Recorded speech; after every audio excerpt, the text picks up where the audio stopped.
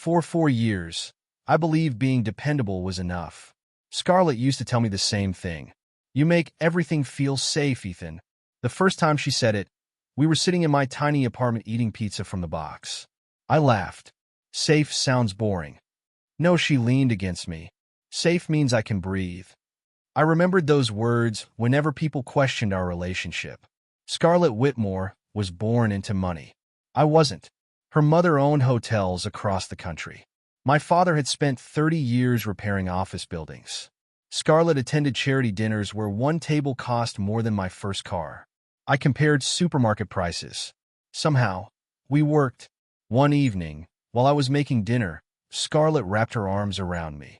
What are you doing Saturday? Cooking for my beautiful girlfriend. Wrong answer. Working. Also wrong. I turned around. Should I be worried? She smiled. Mother's charity event. I groaned. Scarlett, please. Your mother's friends look at me like I'm delivering something. That isn't true. Last time, someone gave me his empty champagne glass. She laughed. You were standing beside a waiter. I was wearing a blue suit. So was he. I shook my head. Come with me. Why? Because I want you there. That answer was enough. Saturday evening, we entered the Whitmore Grand Hotel ballroom together. Scarlett looked beautiful in a black dress. I whispered, Can we leave? We just arrived. Exactly. Nobody has noticed us escaping yet. She smiled. Behave. I always behave. That might be your problem. I stopped. What? She kissed my cheek. I'm joking. Before I could answer, motorcycles roared outside. People moved toward the entrance. What is happening? Scarlett's eyes brightened. Our celebrity guest. The doors opened. Dylan Cross walked inside. I knew the name. Everyone did. He raced motorcycles professionally, appeared in advertisements, and had millions of followers online. His leather jacket was open over a black shirt. Tattoos covered his arms. He looked like someone who enjoyed being watched. Scarlett whispered, That's Dylan Cross. I gathered that. You know him? I own a phone. She laughed. Dylan greeted Victoria before walking through the crowd. Then he noticed Scarlett. Scarlett Whitmore. She smiled. Dylan. I was told the famous Whitmore daughter might appear. Famous. Beautiful heiresses are usually famous. I expected Scarlett to roll her eyes. Instead, she laughed. Then Dylan looked at me. And you are? Ethan Cole. Scarlett touched my arm. My boyfriend. Dylan shook my hand. His eyes moved over my suit. Finance. I frowned. How did you know? You look responsible. Scarlett laughed again. I forced a smile. Terrible condition. Dylan grinned. Someone has to suffer from it. He turned towards Scarlett. You ride? Motorcycles? No. Shopping carts. She laughed. I've never ridden. Seriously? My mother would too. She wanted danger. 3 days after the charity event, Scarlett canceled dinner. I'm sorry, Ethan. I stood in our kitchen with 2 plates ready. What happened? Another charity meeting. At 8. Dylan's sponsor wants to discuss the youth racing program. Dylan will be there? A pause followed. Yes. Of course. What's that supposed to mean? Nothing. Ethan. Go to your meeting. I'll make it up to you. When? Tomorrow? You promised Grace tomorrow. Thursday then. Fine. She came home after midnight. Thursday became Saturday. Saturday disappeared when Dylan invited her to a race. I watched her getting ready. I thought we had dinner. We can eat afterward. The reservation is at 7. Cancel it. You've wanted this restaurant for months. I know, but Dylan got VIP passes. I stared at her. Then enjoy yourself. She stopped applying lipstick. You could come. To watch Dylan? To watch the race. I'll pass. Her expression hardened. Why are you acting like this? Like what? Jealous. I laughed quietly. Scarlett, you canceled our plans to watch another man race. He's my friend. Then go support your friend. She grabbed her purse. I wish you wouldn't make everything uncomfortable. I almost asked when my feelings had become an inconvenience. Instead, I said, have fun. She returned after 1 in the morning. I was reading on the couch. You're awake. So are you. She smiled. It was incredible. Good.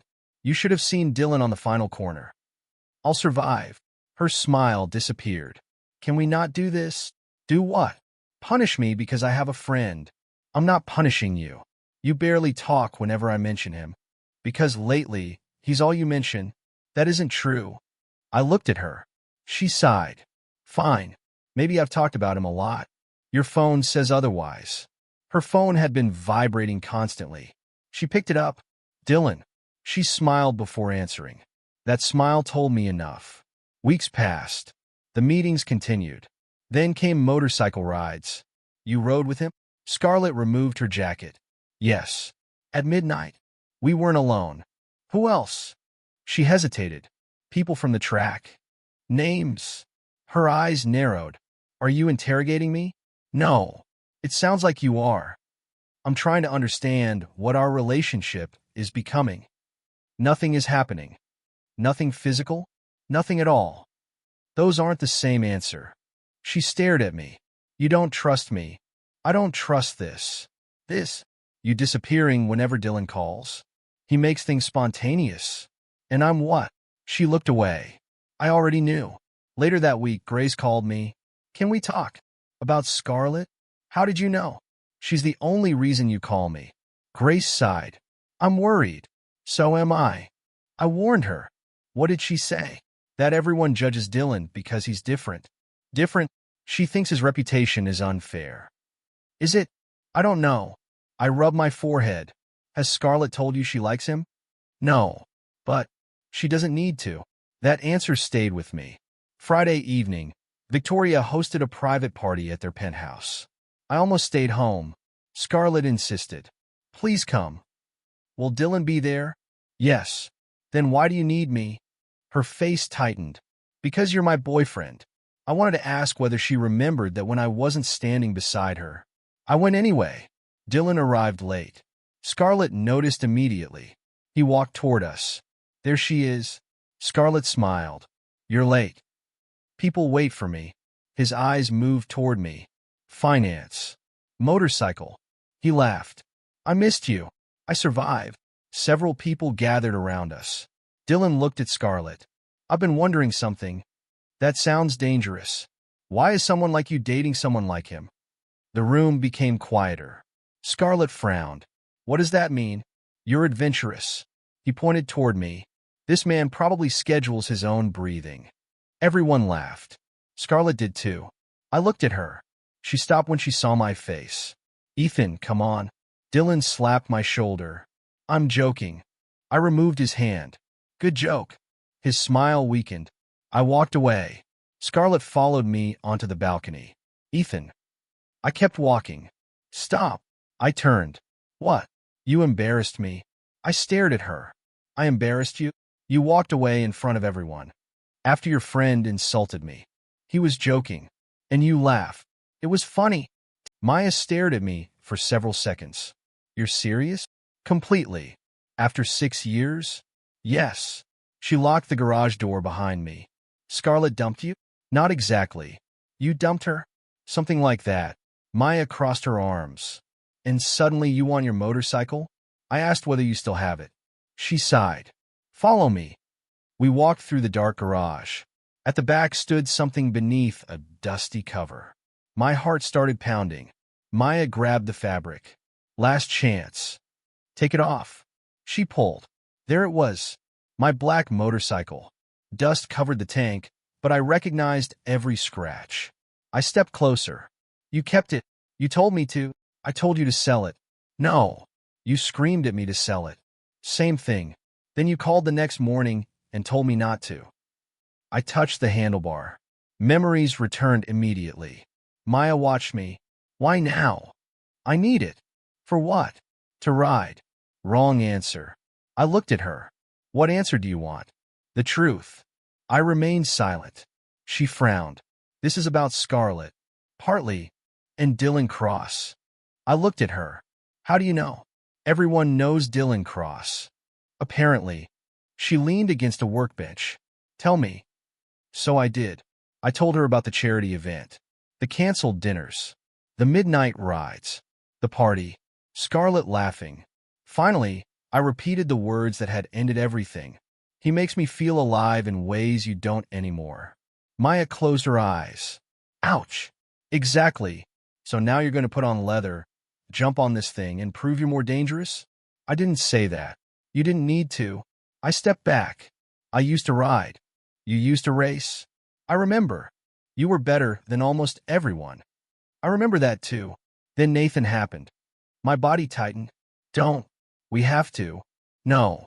You came here asking for the bike you abandoned because of him. I said don't. Maya lowered her voice. Ethan, Nathan's accident wasn't your fault. I invited him. He chose to race. I pushed him. You challenged him. He almost died, but he didn't. I looked away. 6 years disappeared.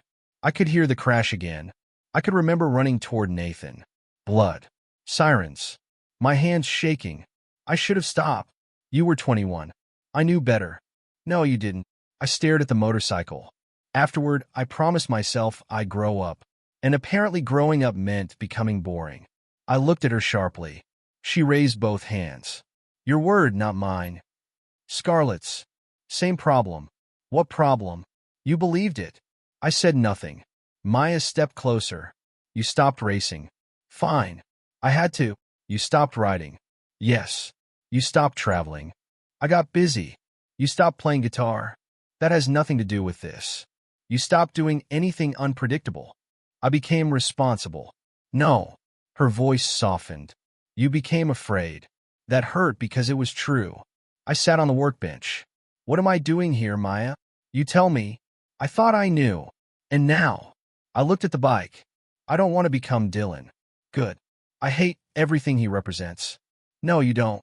What? You hate that he reminded Scarlett of something you buried. I frowned. What did I bury?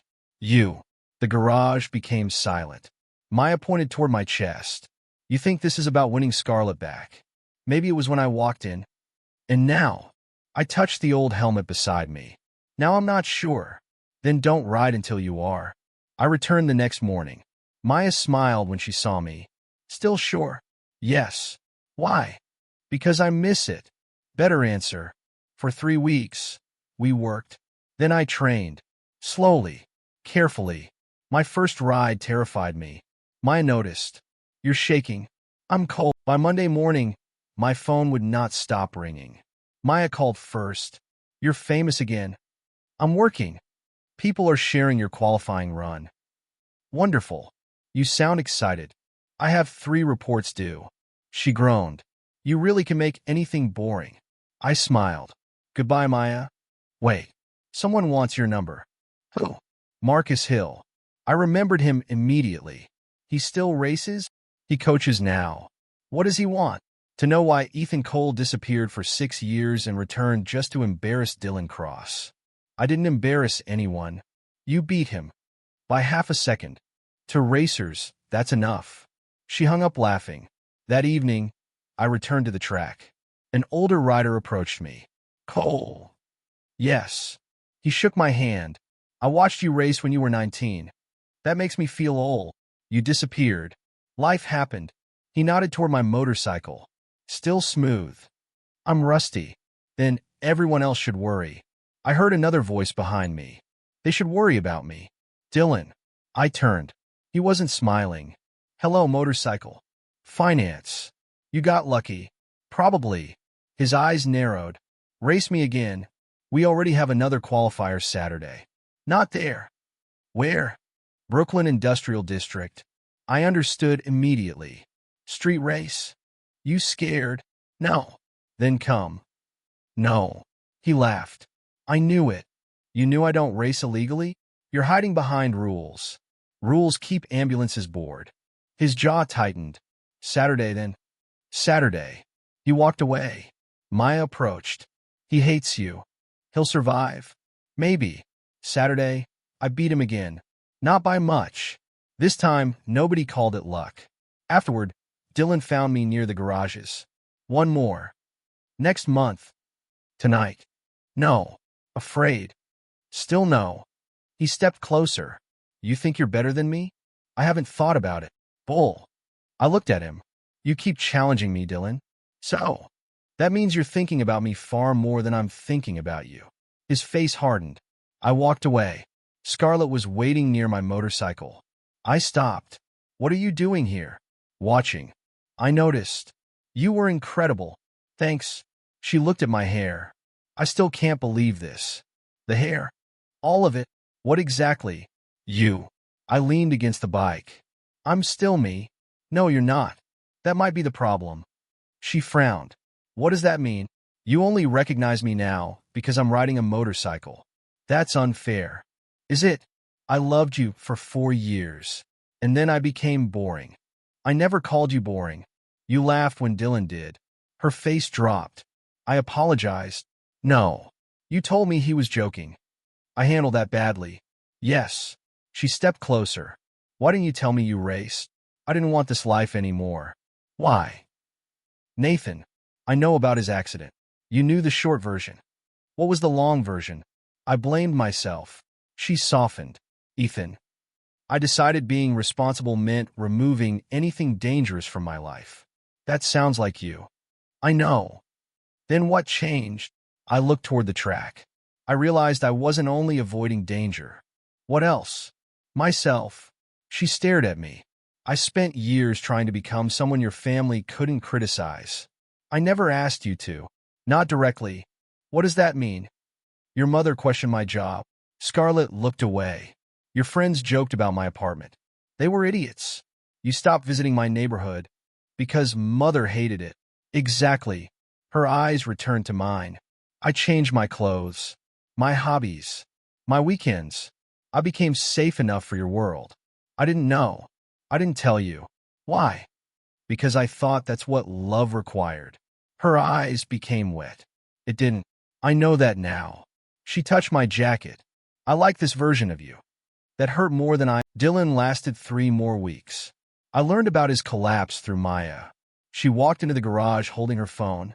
You were right. About Dylan. I kept tightening a bolt. What happened? Whitmore Group happened. I stopped. Scarlett. Victoria. That sounded worse. What did he do? Apparently, he used Scarlett's name during sponsorship negotiations. I put down the wrench. Ryan warned me. You knew? Some of it. And you said nothing? It wasn't my fight. Maya stared at me. You really changed. I thought you wanted that. I wanted you writing again. I didn't expect wisdom. Neither did I. My phone rang. Scarlett. I watched it until it stopped. Maya raised an eyebrow. Not answering? No. Why? Because whatever happened between her and Dylan belongs to them. The phone rang again. This time, I answered. Hello? Ethan. Her voice shook. What happened? I need to talk. About Dylan? Silence. Yes. Scarlett, I'm not sure I'm the right person. You knew. I frowned. Knew what? That he was using me. Ryan told me some things. And you didn't warn me? I thought you'd defend him. She didn't answer. Scarlett, you're probably right. Where are you? My mother's office. Are you okay? No. I closed my eyes. I'll come. When I arrived, Grace was outside. She looked exhausted. She's inside. What happened? Everything. I entered. Scarlett sat beside Victoria's desk. Ryan stood near the window. Dylan stood across from them. He looked angry rather than ashamed. Victoria placed several documents down. You used my daughter's name. Dylan laughed. I mentioned her. You implied Scarlett had approval to connect investors with Whitmore Group. I never promised anything. Ryan spoke. You absolutely did. Dylan looked at him. Stay out of this. Ryan stepped forward. I have emails. So. And recordings. Dylan's expression changed. Scarlett looked at him. Tell me they're wrong. Scarlett. Tell me. He sighed. I was building opportunities. Using me? Using connections. My name. Your name opens doors. Her face went pale. What about us? Dylan glanced toward me. I hated that he did. This isn't about Ethan. I didn't say it was. Then why is he here? Scarlett whispered. Because I called him. Dylan laughed bitterly. Of course you did. I remained near the door. Scarlett stood. Answer me. What? Did I mean anything to you? Dylan looked uncomfortable. We had fun. Her voice broke. Fun. Don't make this dramatic. You told me I was different. You are. You said you understood me. I did. Then why use me? He rubbed his face. Because you're Scarlett Whitmore. The room became silent. She stared at him. What does that mean? It means people notice me when I'm beside you. Her eyes filled. So that was it? Not entirely. What else? He shrugged. You liked me. Scarlett looked devastated. Dylan continued. You wanted excitement. I gave you excitement. And I gave you access? He didn't answer. That was enough. Victoria pointed toward the door. Leave. Dylan looked at Scarlett. You're seriously letting them control you? She shook her head. No. Then come with me. No. His confidence cracked. Scarlett. I said no. He looked at me. This what you wanted? I answered calmly. I didn't do anything. You've been waiting for this. No. I stepped aside from the doorway. You built this yourself. Dylan left. Scarlett covered her face. Grace walked toward her. I warned you. Scarlett looked up. Please don't. No. Grace. You need to hear it. Scarlett started crying. Grace's voice softened. Ethan gave you loyalty. I know. And you wanted excitement. I know. Days before my first professional race, Scarlett came to Maya's garage. I was checking my brakes when Maya looked toward the entrance. You have company. I turned. Scarlett stood near the door. Can we talk? I wiped my hands. Sure. Maya pointed toward the office. I suddenly have paperwork. You hate paperwork. I suddenly love it. She disappeared. Scarlett looked around. So this is where you've been hiding. I wasn't hiding. I know. Her voice was quiet. That's one of the things I came to admit. I waited. She took a breath. I'm sorry. For what? For making you feel like you weren't enough. I didn't answer. For laughing when Dylan insulted you. For comparing you to him. For making your kindness look boring because I was chasing something louder. Scarlett, please let me finish. I nodded. She twisted her fingers together. I blamed Dylan at first. That would have been easy. Too easy. She looked at me. He didn't force me to follow him. He didn't force me to cancel dinners or ignore you. Those were my choices. Yes, I hated admitting that. I can imagine. My mother controlled everything when I was growing up. I leaned against the workbench. What does that have to do with Dylan? More than I understood. She looked toward my motorcycle. I had tutors, drivers, security, schedules. Mother approved my friends, my schools, even my clothes. Victoria wanted to protect you. Protection can become a cage. I stayed quiet. Scarlett continued. When Dylan appeared, he didn't ask permission for anything. He rode too fast. He said whatever he wanted. He laughed at rules. And that felt like freedom. Yes. Her eyes filled. I confused rebellion with freedom. And Dylan with rebellion. She nodded. I thought being around him made me brave. Did it? No. She laughed sadly. It made me selfish. I looked down. I don't think you came here just to insult yourself. No. Then why are you here? Because I finally understand you. I almost smiled. That's dangerous. I'm serious. So am I. She stepped closer. You were never weak. I know. Her face tightened. I didn't. That's different. You were steady, loyal, patient. I treated those things like they were ordinary. They were ordinary to you, because you gave them so easily. I shook my head. Not easily. What? Being dependable took effort. She stared at me. Every time your family made me feel out of place, I worked harder. Ethan, I bought better suits. Her eyes dropped. I changed how I spoke around your mother's friends. I noticed. I stopped bringing you to places I loved because you looked uncomfortable. I didn't ask you to do that. I know. I took a slow breath. That's what I learned after losing you. What? I wasn't only angry because you wanted someone different. She waited. I was angry because I'd already made myself different for you. Her eyes filled again. I never wanted that. But I did. Why? Because I thought love meant fitting into your world. I pointed toward the motorcycle. I buried this. Because of Nathan. Partly. What was the other part? I didn't think this version of me belonged beside Scarlett Whitmore. She whispered, I would have loved him. Maybe. I mean it. but I didn't trust you enough to find out. That silenced both of us. Finally, Scarlett asked, "Did I ruin everything?" "No. How can you say that? Because something good came from it." "What?" I found myself again. A motorcycle engine roared outside. I recognized it before the rider entered. "Dylan." Scarlett stiffened. "You've got to be kidding." My biggest rival was myself 1 year later. I returned to the Whitmore charity motorcycle event. Maya stood beside me near the entrance. "Nervous?" "No, liar.